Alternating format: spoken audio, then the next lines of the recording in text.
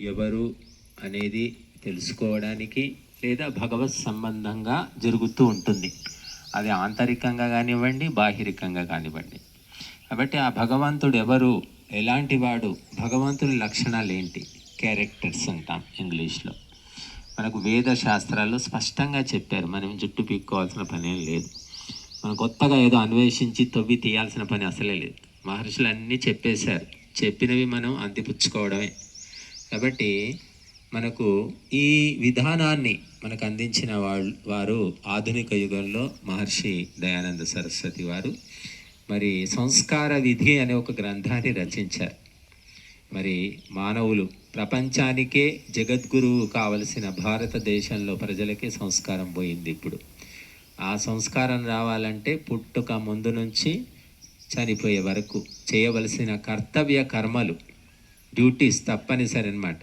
అవి 16 సంస్కారాలు వారు తెలియజేసి మనకు అందించారు. అంతేకాకుండా నిత్యము చేయవలసిన పంచమహాయజ్ఞాల గురించి కూడా వారు తెలియజేశారు.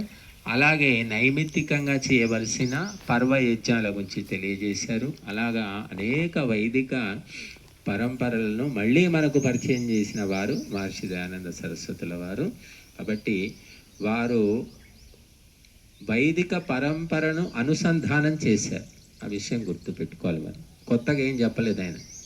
పూర్వం మనం మర్చిపోయినవన్నీ కూడా ఇది పద్ధతి, ఇలాగా చేసుకోండి అని సాధికారికంగా గ్రంథాల్లోంచి ప్రామాణ్యకంగా తెలియజేశారు.